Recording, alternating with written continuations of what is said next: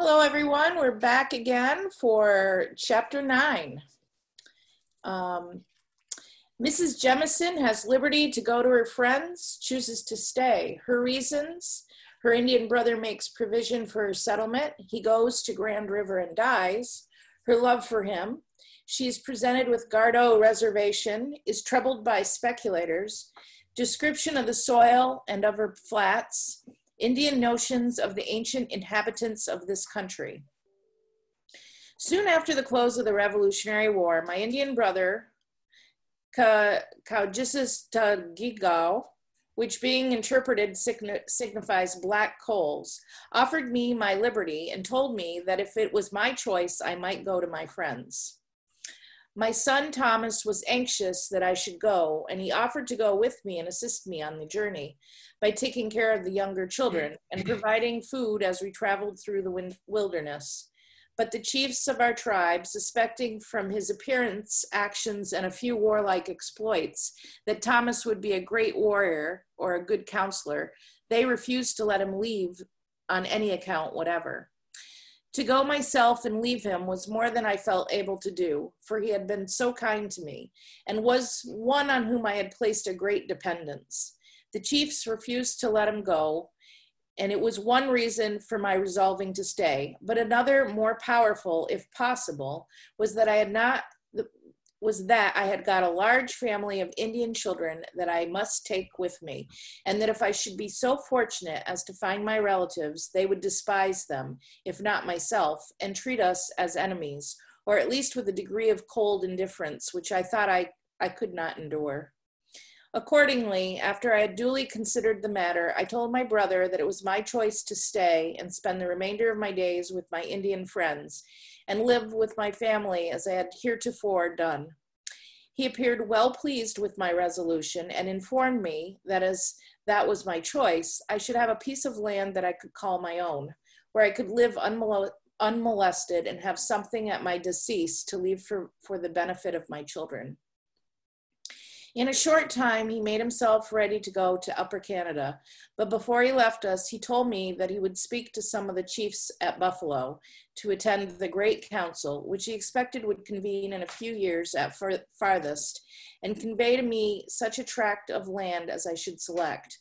My brother left us as we had proposed, and soon after died at Grand River. Kaugisistagigao was an excellent man and ever treated me with kindness. Perhaps no one of his tribe at any time exceeded him in natural mildness of temper and warmth and tenderness of affection. If he had taken my life at the time when the avarice of the old king inclined him to procure my emancipation, it would have been done with a very pure heart and from good motives. He loved his friends, and he was generally beloved. During the time that I lived in the family with him, he never offered the most trifling abuse. Oh, on the contrary, his whole conduct toward me was strictly honorable. I mourned his loss as of that of a tender brother, and shall recollect him through all life with emotions of friendship and gratitude. I lived undisturbed, without hearing a word on the subject of my land, until the great council was held at Big Tree in 1797, when Farmer's brother, whose Indian name is Honayewus, sent for me to attend the council. When I got there, he told me that my brother had spoken to him to see that I had a piece of land reserved for my use, and that then was the time for me to receive it. He requested that I would choose for myself and describe the bounds of a piece that would suit me. I accordingly told him that the place of beginning, and then went around a track that I judged would be sufficient for my purpose, knowing that it would include the Gardo flats, by stating certain bounds with which I was acquainted. When the council was opened and the business afforded a proper opportunity, Farmer's brother presented my claim and rehearsed the request of my brother. Red Jacket, whose Indian name is Sagayuwata, which interpreted as keeper awake, opposed me or my claim with all his influence and eloquence. Farmer's brother insisted upon the necessity, propriety, and expediency of his proposition, and he got the land granted. The deed was made and signed, securing to me the title to all the land I had described under the same restrictions and regulations that other Indian lands are subjected to. That land has ever since been known by the name of the Gardo Tract. Red Jacket not only opposed my claim at the council, but he withheld my money 2 or 3 years on the account of my lands having been granted without his consent. Parrish and Jones at length convinced him that it was the white people and not the Indians who had given me the land, and compelled him to pay over all the money which he had retained on my account. My land derived its name, Gardo, from a hill that is within its limits, which is called in the Seneca language, Katem. Katem, when interpreted, signifies up and down or down and up, and is applied to a hill that you will ascend and descend in passing it, or to a valley. It has been said that Gardo was the name of my husband, Hiakotu, and that my land derived its name from him. That, however, was a mistake, for the old man always considered Gardo a nickname and was uniformly offended when he was called by it. About 300 acres of my land, when I first saw it, was open flats, lying on the Genesee River, which it is supposed was cleared by a race of inhabitants who preceded the first Indian settlements in this part of the country. The Indians are confident that many parts of this country were settled for a number of years, occupied by people of whom their fathers never had any tradition, as they never had seen them. Whence those people originated and whither they went, I have never heard one of our oldest and wisest Indians pretend to guess. When I first came to Ginishaw, the bank of the Fall Brook had just slid off and exposed a large number of human bones, which the Indians said were buried there long before their fathers ever saw the place, and that they did not know what kind of people they were. It, however, was and is believed by our people that they were not Indians. My flats were extremely fertile, but needed more labor than my daughters and myself were able to perform, to produce a sufficient quantity of grain and other necessary productions of the earth for the consumption of our family. The land had lain uncultivated so long that it was thickly covered with weeds of almost every description. In order that we might live more easy, Mr. Parrish, with the consent of the chiefs, gave me liberty to lease or my land to white people to till on shares. I accordingly let it out and have continued to do so, which makes my task less burdensome, while at the same time I'm more comfortably supplied with the means of support. Chapter 10, happy situation of her family, disagreement between her sons Thomas and John, her advice to them, John kills Thomas, her affliction, life of Thomas, his wives and children, cause of his death. I have frequently heard it asserted by white people, and can truly say from my own experience that the time at which parents take the most satisfaction and comfort with their families is when their children are young, incapable of providing for their own wants, and are about the fireside, where they can be daily observed and instructed. Few mothers, perhaps, have had less trouble with their children during their minority than myself. In general, my children were friendly to each other, and it was very seldom that I knew them to have the least difference or quarrel. So far, indeed, were they from rendering themselves to me uncomfortable that I considered myself very happy, more so than commonly falls to the lot of parents, especially to women.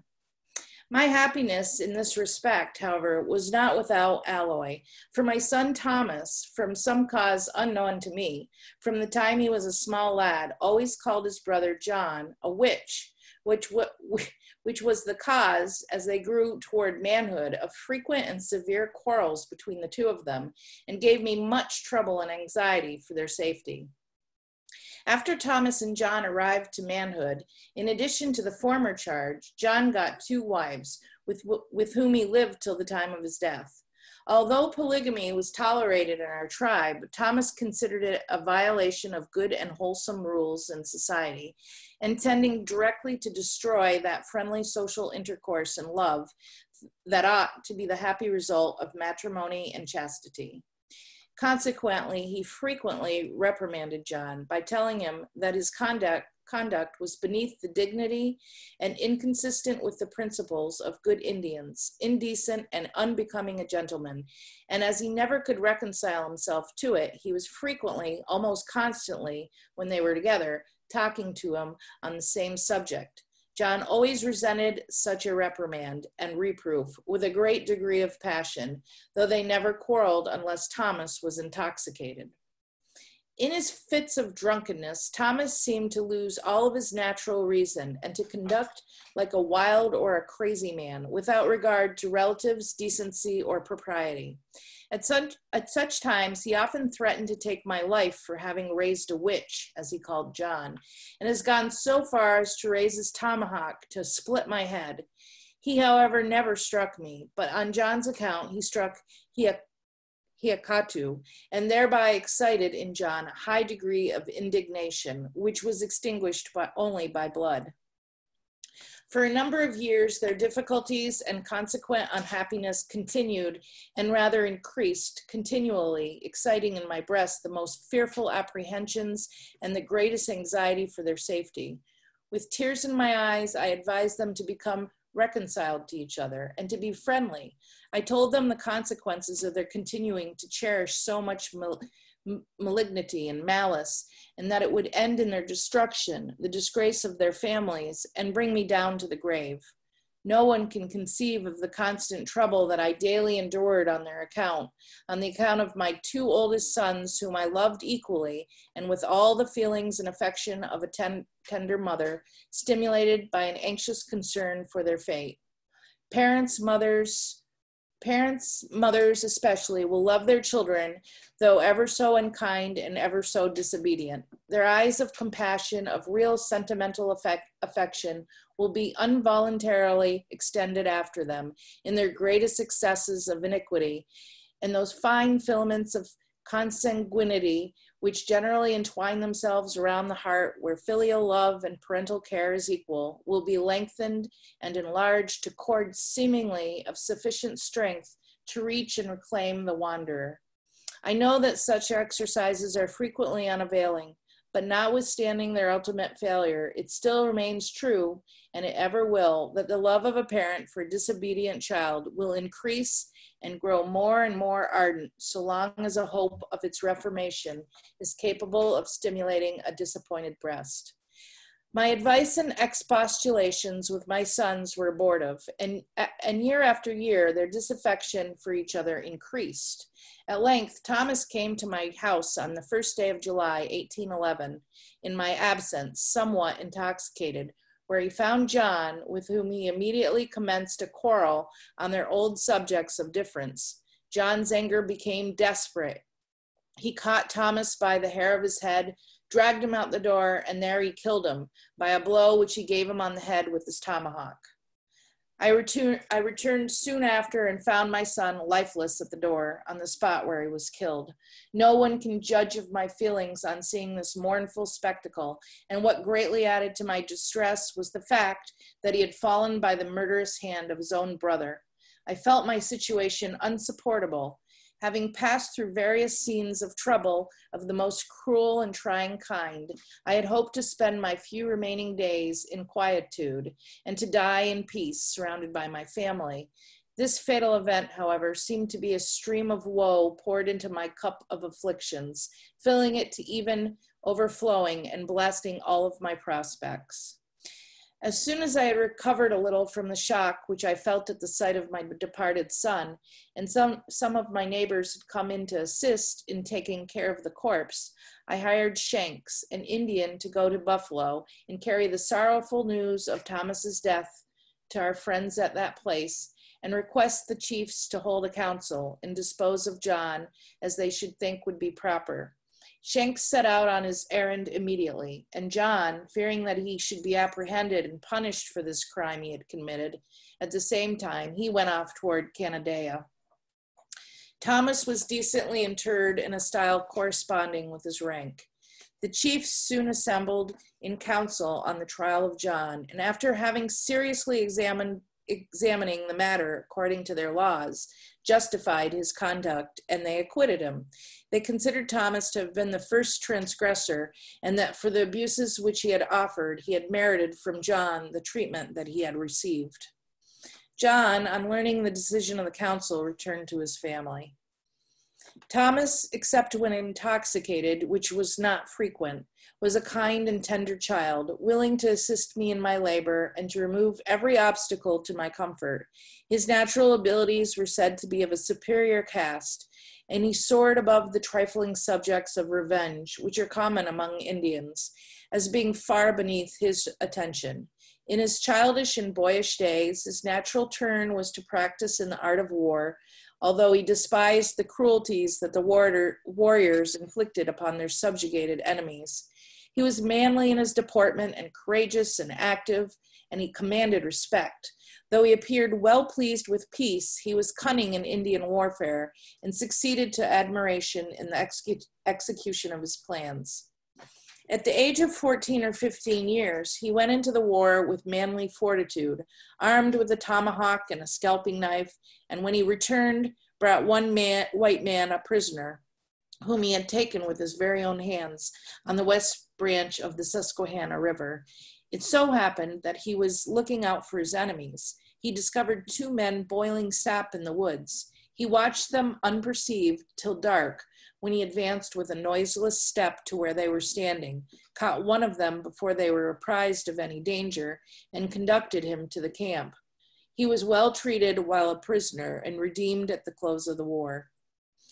At the time, Kajesastagu gave my liberty to go to my friends.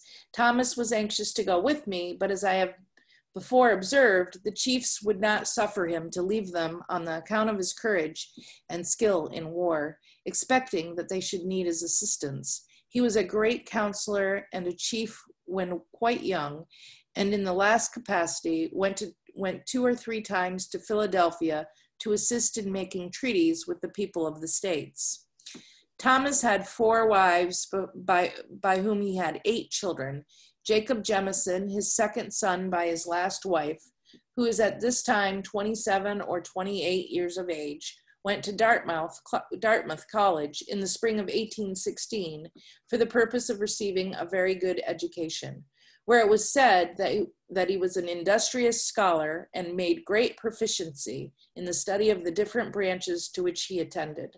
Having spent 2 years at that institution, he returned in the winter of 1818 and is now at Buffalo, where I have understood that he contemplates commencing the study of medicine as a profession.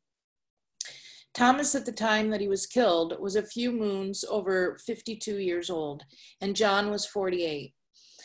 As he was naturally good-natured and possessed a friendly disposition, he would not have come to so untimely an end, had it not been for his intemperance. He fell a victim to the use of ardent spirits, a poison that will soon exterminate the Indian tribes in this part of the country and leave their names without a root or even a branch. The thought is melancholy, but no arguments, no examples, however persuasive or impressive, are sufficient to deter an Indian for an hour from taking the potent draught, which he knows at the time will derange his faculties, reduce him to a level with the beasts, or deprive him of life. So that concludes the reading of 2 chapters for today. And when we next come back, we will be on chapter 11. Any thoughts about today's readings? I'm stunned over the murder of the brother by John. Yeah. Thomas, and then the chief's meeting and saying, acquitting him. Acquitting him. It was justified, but somewhat it was self-defense, sort of. But maybe I missed it, but I didn't hear. Did Thomas have a weapon when he went to see John? He doesn't tell you, but I don't get the impression that he did. Well, I mean, I think they all had tomahawks and probably scalping knives, but maybe one wasn't real nearby when this all happened. I don't know. And I think he took them by surprise. That's the feeling I get. And that he just left Thomas there by the doorway. doorway, and yeah, for his mom to find. Yeah, exactly. That was like, oh, how could anybody do that? I know, it's very brutal. How old is Mary Jemison at this time, would you I say? do not know, but I'm going to guess that she's probably, so Well, the boys are If 48. if Thomas she's gotta be around 80. Yeah, I was gonna Oh, say. okay. Well, I was Yeah, going to 'cause guess the a little boys are younger. 40 something. Well, 50. Right? Well, because 52, and I think she probably had her oldest son at 16-ish. Yeah, young. So yeah, she would be around 80. Because Wow. I don't know I don't remember, I don't know if they tell what age she was when she had her each one, I but don't remember that either. but she's not young. I just can't believe the extent of all the horrors she's had to witness in her life. Yeah. Right. And she just keeps going. I know. But it's gotta be so tough. Like, I mean, really, I don't know how you could. No, I don't know. no. But maybe that's why she could witness this awful slaying of her son, because, I mean, when she was somewhere between 12 and 15, I mean, she saw her family's scalps being dried out over a fire. Yeah. So, Right. you know, after that, I guess you really can't get any worse. Yeah. Yeah. No. I mean, I would say the slaying of her one son by the other son is probably on an equal plane. Maybe there was more of that going on than she mentions, you know, so it might Maybe. not have been as great a shock to her as one would think, but Maybe. I mean, we have to remember in that time period, it wasn't unusual for people to lose people. I mean, death was all around. and the Not fact that always she lived this violent. long is Yeah, surprising. Yeah. I know. And it's not as if she's had a pampered life. I mean, some of No the way. in the treks she's had to make, and it's freezing, and she's sleeping on the ground with nothing, and I don't know. There's One no tough question. lady. I think even for the time, this is a woman that is very, very tough, Yep, very very strong. resilient, Mhm. and just, you know, obviously has a will to live. Even if her life has a lot of tragedy, she's obviously still wants to go on. She does. It's very kind of should be inspiring to us all. I think so. And kind of makes what we're going through. Right. Not complain so much about what we have. Yeah, exactly. Yeah. I mean, not to say that there are people going through what we're going through right now that are, I mean, it's a lot worse than what most of us here are experiencing, I think. Yeah. Right. But yeah, I mean, being sequestered is really not. Yeah, we're sequestered with our computers, our television. The ability to still see each other through Zoom. Yeah, we're, so. Live concerts. Yes, exactly. It's like being sent to your room these days when you're a kid. You've I got know. Oh, darn. so. Some parents have gotten smart. They take the technology away. Yeah. Go to your room and give me your cell phone and your laptop. Yeah. Turn and give me your remote so you can't turn your television on. Yeah. Or just turn the technology off if they know how, turn Right. the router off and everything. Yeah. Then they suffer. Kind of have to, because there's just, going to your room today isn't that bad. No. Actually, it never was that bad, because you always had toys there if you had imagination. Mm-hmm. And I always had books. Yeah. Yeah. So once you cooled off, there's plenty to do. Yeah, there was.